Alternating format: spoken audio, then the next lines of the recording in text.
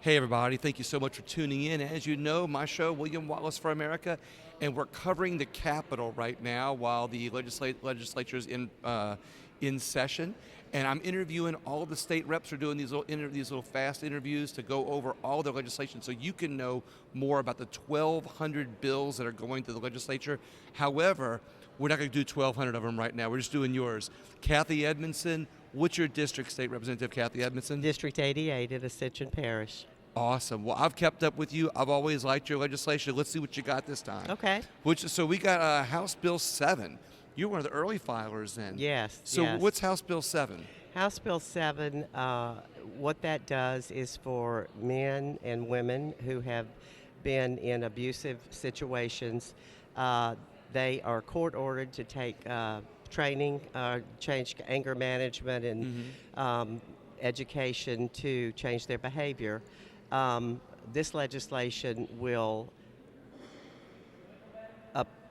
allow the guys and women who have been court ordered to do this by Zoom as opposed to coming in.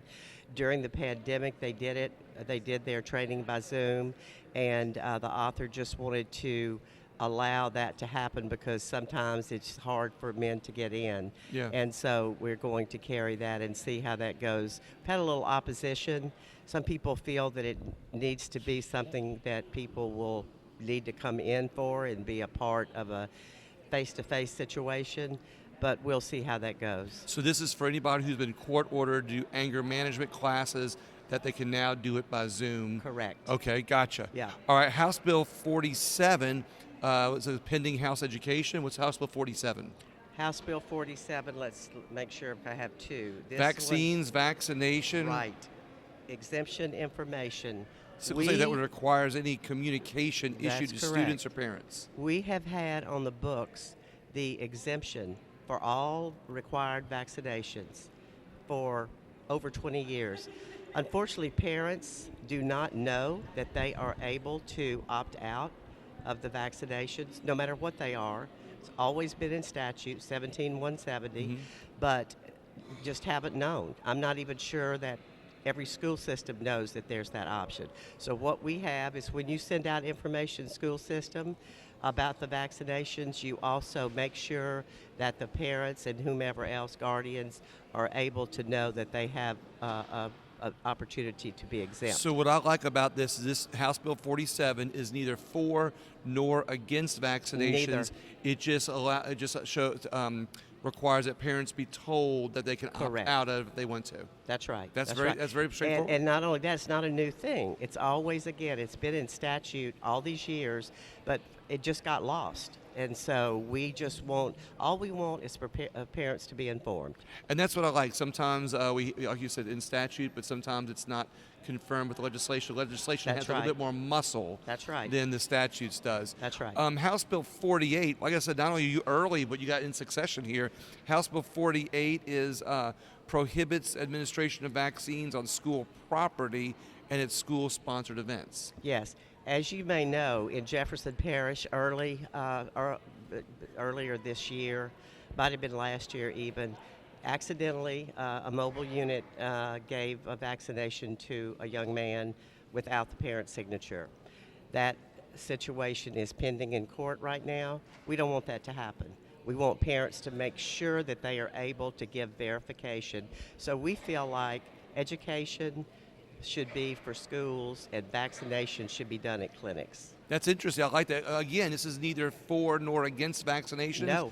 It's just putting more control back into parents' hands. Exactly. And not allowing a mistake to happen, Absolutely. like you said, where a bus can just roll up or a clinic can just roll up and do that. Supposedly they tried to get the parent's signature, but it ended up that the young man signed it.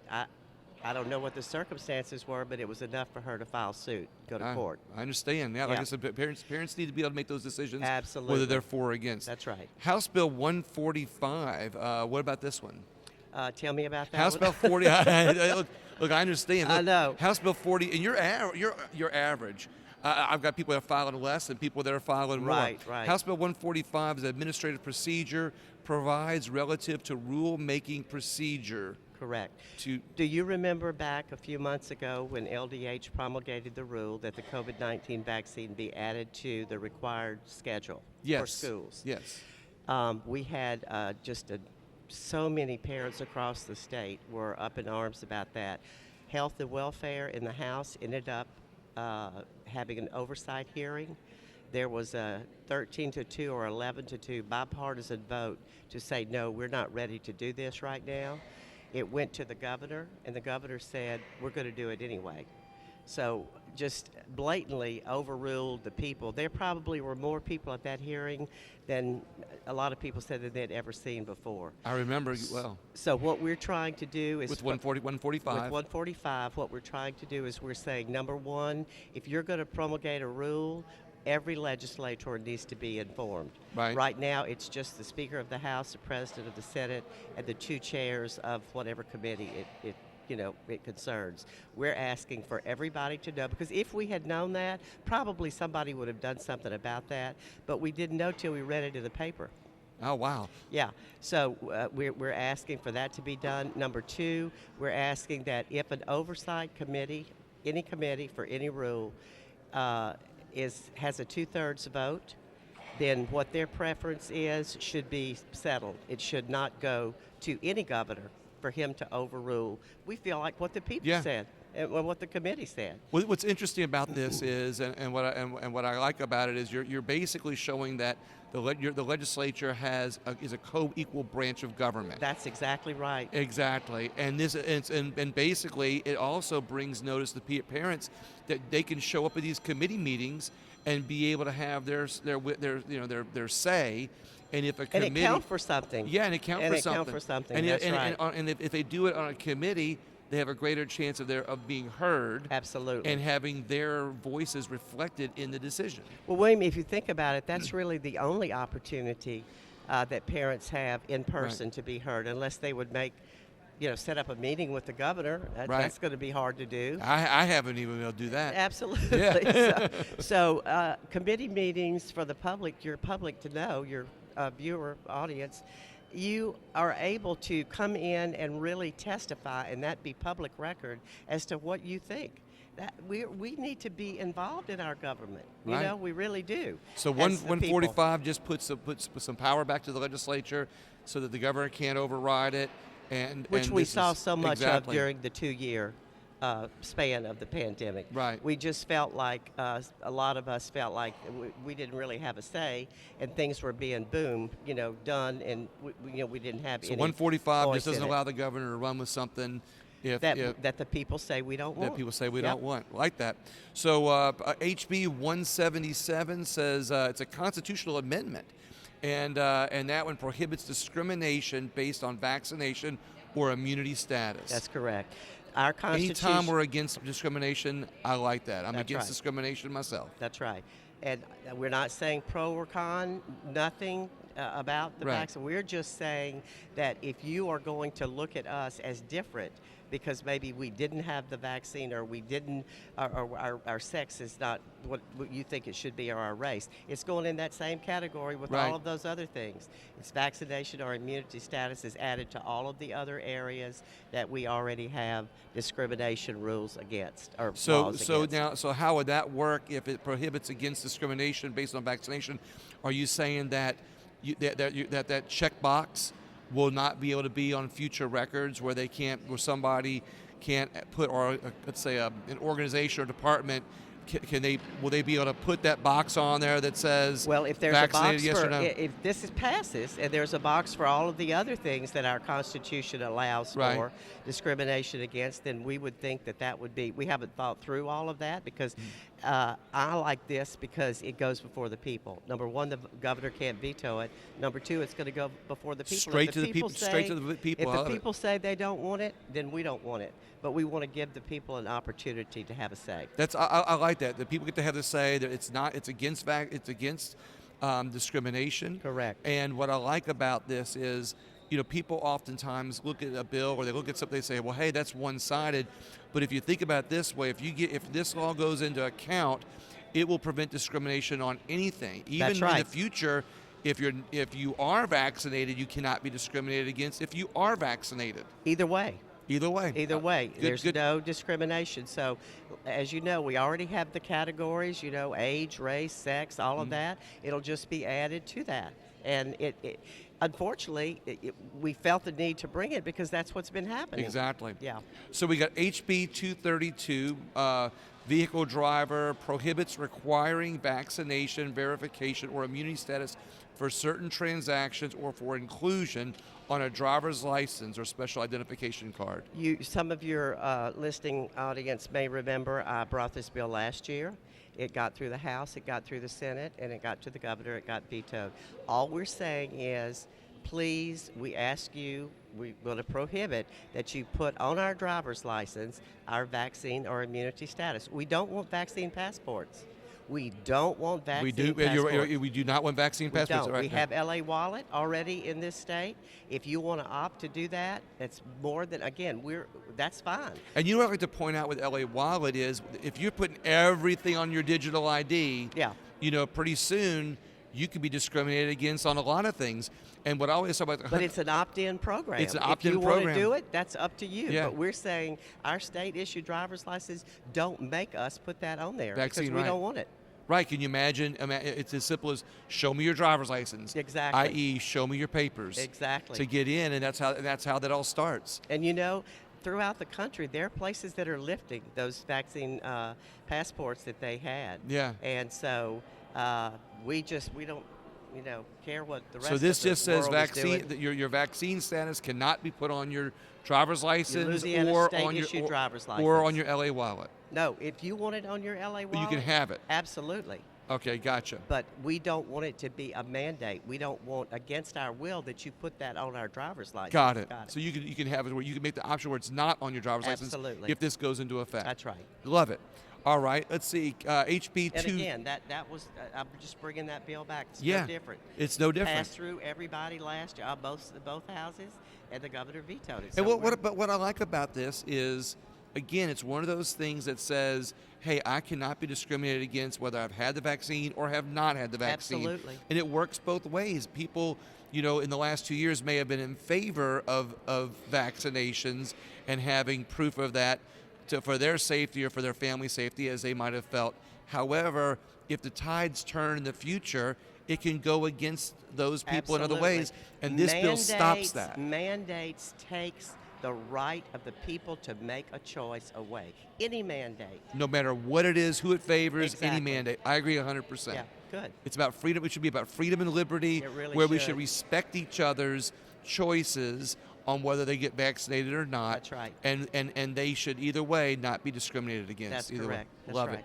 it. HB 233 provides relative to the Life Safety and Property Protection Licensing Act. Yes, this is a bill that a young man asked me to bring. It has to do with licensing of a person who has been convicted of a felony, a nonviolent felony.